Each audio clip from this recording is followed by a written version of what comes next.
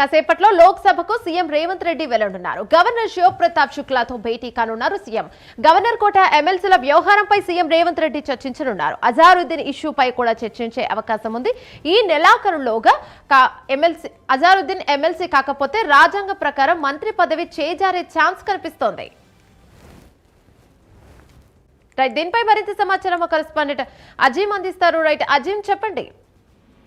మరి కాసేపట్లో సీఎం రేవంత్ రెడ్డి లోక్ భవన్ లో గవర్నర్ శివ్ ప్రతాప్ శుక్లాను కలిసే అవకాశం కనిపిస్తుంది. ఎందుకంటే ఇప్పటికే ఏదైతే గవర్నర్ కూడా సంబంధించినటువంటి 2 ఎమ్మెల్సీలు గవర్నర్ వద్ద పెండింగ్ లో ఉన్నాయి. సో గవర్నర్ కి కేబినెట్ ఆమోదం తెలిపి పంపించి కూడా సుమారు 6 నెలలుగా వస్తుంది. అలాగే అజారుద్దీన్ మంత్రి పదవి బాధ్యతలు తీసుకుని కూడా ఏప్రిల్ 30 వరకు 6 నెలలు పూర్తవుతుంది. సో రాజ్యాంగబద్ధంగా ఒకరు మంత్రి పదవిలో కొనసాగాలి అంటే ఖచ్చితంగా శాసనసభ అంటే ఉభయ సభలు శాసనసభ కావచ్చు, శాసన మండలి కావచ్చు, అంటే ఎమ్మెల్యేగా లేదా ఎమ్మెల్సీగా ఉండాల్సి ఉంటుంది. ఒకవేళ అలా లేని పక్షాన ఒక 6 నెలల వరకు మంత్రిగా కొనసాగేటువంటి అవకాశం ఉంటుంది. కాబట్టి సో ఈ నెల 30 తేదీ వరకు అజారుద్దీన్ సంబంధించినటువంటి గడువు పూర్తవుతుంది. అజారుద్దీన్ ఇప్పటివరకు ఒక ఎమ్మెల్యేగా లేరు, ఎమ్మెల్సీగా లేరు. కాబట్టి సో ఖచ్చితంగా గవర్నర్ కోటాలో ఎమ్మెల్సీకి సంబంధించినటువంటి అంశం గవర్నర్ దగ్గర పెండింగ్ లో ఉంది.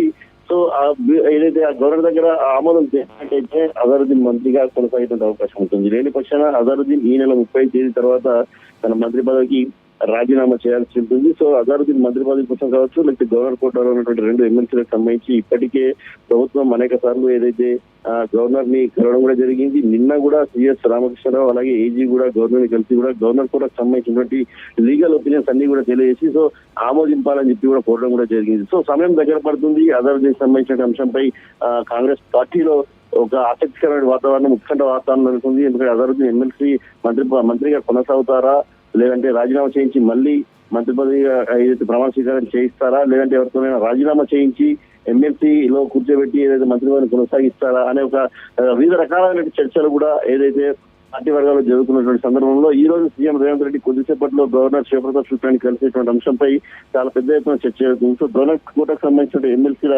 దానిపై ఆమోదింప తెలియజేయాలని చెప్పి కూడా గవర్నర్ కలిసి సీఎం రేవంత్ రెడ్డి విజ్ఞప్తి చేసేటువంటి అవకాశం కూడా కనిపిస్తుంది. సో మరి అజారుద్దీన్ మంత్రి పదవికి సంబంధించిన అంశం, ఎమ్మెల్సీకి సంబంధించిన అంశం ఈ 1-2 రోజుల్లో ఏదైతే స్థిరపడుతుందా, లేదంటే మరికొంత సమయం పడుతుందా, మరి అప్పటి వరకు అజారుద్దీన్ సంబంధించిన అంశంపై పార్టీ ఏ రకంగా ఆలోచిస్తుంది అనే ఒక ఉత్కంఠ వాతావరణం అయితే రాజకీయ వర్గాల్లో, సొంత పార్టీ వర్గాల్లో కూడా నడుస్తుంది. అజారుద్దీన్ సంబంధించిన వర్గీయులు కూడా దీనిపై ఏదైతే సర్వత ఆసక్తిగా ఎదురు చూస్తున్నారు. అజారుద్దీన్ సంబంధించిన రాజకీయ భవిష్యత్తు ఎలా ఉండబోతుందనే ఒక వాతావరణం అయితే అందరిలో నెలకొంది.